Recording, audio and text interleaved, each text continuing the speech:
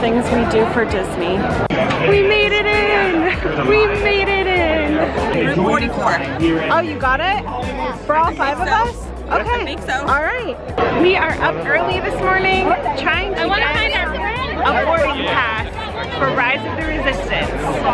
And as a Disney local, being able to come when things open and experience them is definitely one of the perks. But it's not always the nicest thing to be a local. Let's talk about it. On the plus side, it is definitely amazing that we can just pop into the parks whenever we want to. We got to see Galaxy's Edge as a pass holder preview before it opened, and that was really neat. Just being able to be so close that we can come to special events and see the different things that there are to see as they happen and not just like wish that I was there is a really nice feeling. Like, definitely one of the highlights of living here. Another thing that is definitely on the highlights list is that being so close to Disney and being here so often, you get to meet a lot of other people who love Disney. It's true. It's fantastic to have so many friends who get like our Disney love. Like today, we're here with our friends Pretty Cool Vlog, and we are about to go inside Oga's Cantina. Are you excited? I'm excited, yeah.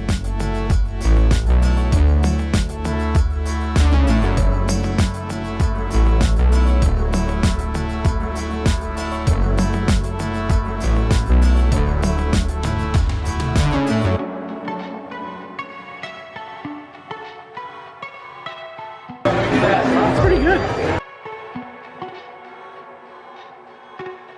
Oga's Cantina is always a good time. I hadn't been there for breakfast, so it was nice.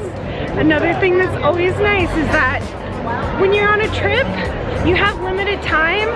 You have to really plan and spend it the way that you can make it like the most effective with your time. When you live here, you can take your time. You don't have to plan as much. I can't even remember the last time that we've made fast passes, but usually it's just like, well, we might go do that. But we don't ever use fast passes hardly at all now.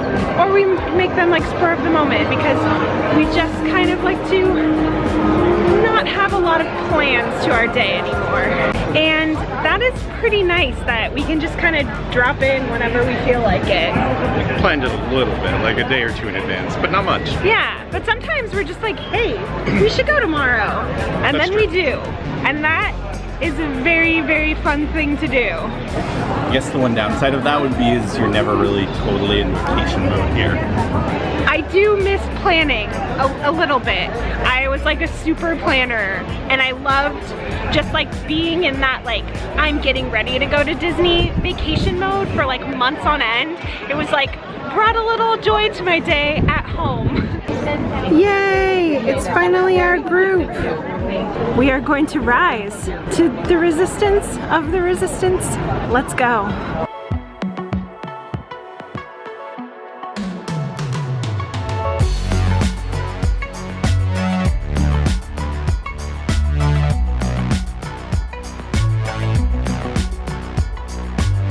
That's the best ride ever! And I'm glad that we live here, so we can do it. At least sometimes, because it's a very difficult, long process, but it's worth it. Looks like it's gonna rain. So we are gonna head to the Backlot Express here. So you guys live a couple hours away. Yeah, it's So- probably about 3 hours or so. Okay. Decent day. So sometimes you just come for like a day, but sometimes you actually spend a few days here, so you have an actual like little mini vacation. Yeah. Like say this trip in particular, we're staying about 4 days, and that gives us a little more flexibility on planning things out and doing different things. And I mean, we're still annual pass holders, so we never rush our days. Like say if we do a day trip, we'll just plan on doing a couple of small things, and then we'll leave. you know, leave really early, and we'll do what we do through the day, and then we'll leave maybe a little earlier, or usually we don't leave earlier. Usually we leave way too late, and then we get home really late, and then we're really tired the next day. You know, we're in the central part of the state right now, and where Disney is, but we live way up in the northern part of the state, and it's definitely still doable as a day trip, or you know, if we want, we can stay here for a few days and still have a good time as well. And you guys come like around once a month, you're pass holders. Oh yeah. Do you ever feel like you lose like the Disney magic from coming so often? No, we don't. No? Yeah, I feel like it's different every time. Yeah. Like we may go to the same park every time or a couple things, but it turns out differently. Yeah, and I think that's part of it is that we're not rushed to try to pack in so much to our trips, so you don't feel like you have to do it all the time. Yeah, you just do a couple of things, just enjoy the ambience, enjoy the magic, and just let it be what it is, and not try to overcomplicate it. We also met up with our friend Pammy. Her channel's Pammy Plus Parks, and she also lives about a couple hours away. Anywhere from like an hour and 15 to 2 hours away, depending on traffic. You usually make like day trips when you come. I always make day trips. Okay. It's very rare that I ever stay in the area, so it's almost always a day trip.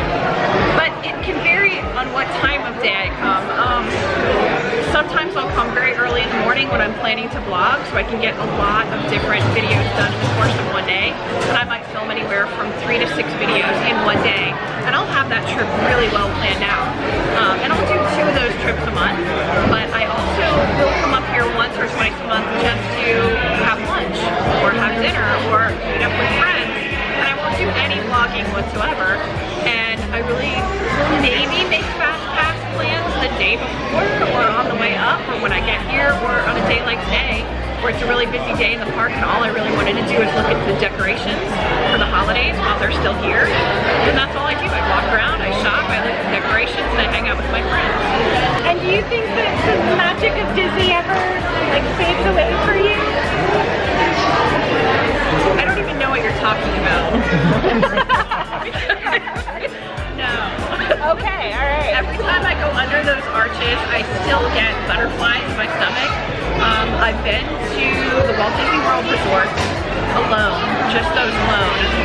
I've stopped counting at 500 times, so maybe 600 or 700 times over the years, but yeah, it never gets old. I never get tired of it. There's always new details every single time, and I think sometimes I'll come with friends who've never been before or haven't been that often, and they'll see new things, and it'll be like a new opportunity to see things through fresh eyes.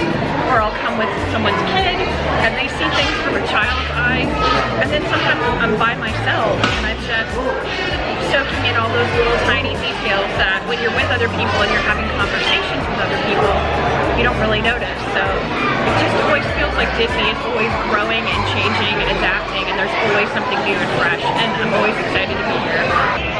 I definitely agree with Pammy that things are always changing. There's always something new to see. And it's also just really neat to see things with other people. Like, even though we've already done Rise of the Resistance, we just went on it with James and Jessica and JR, and just seeing their reactions to it was like us doing it for the first time again. Yeah. So that part, it really doesn't help it get old. Although I have to say, for me, sometimes I go through phases where I do get kind of burned out, and I think that specifically happened for me in the summer. It was just hot and crowded, and I was like, no thank you. When we first moved here, we came here almost every day. At least probably 5 times a week for the first several months that we lived here. And I think coming here that often, yeah, maybe we did get a little bit burned out, but I'm definitely back in the groove of like, yeah, the weather's nice. I mean, it's raining today, but the weather is nice here in the winter, and things are great. It's nice to see Disney. I also love that we have been able to see so many different holidays and events all throughout the year that you just can't see all of them coming on vacation, especially living in Washington State. Like, that just wasn't gonna happen to be here that often. But I feel very grateful that like we've experienced so many aspects of Disney, met so many like characters and like holiday outfits and like 4th of July.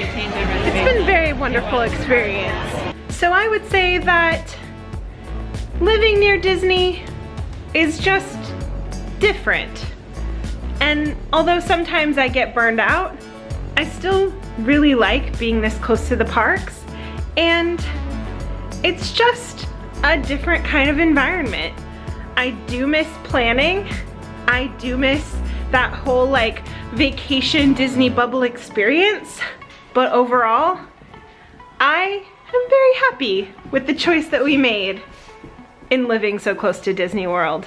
If you enjoyed this video, make sure you check out this video over here. And hey, thank you to our patrons as well. We'll see you next time.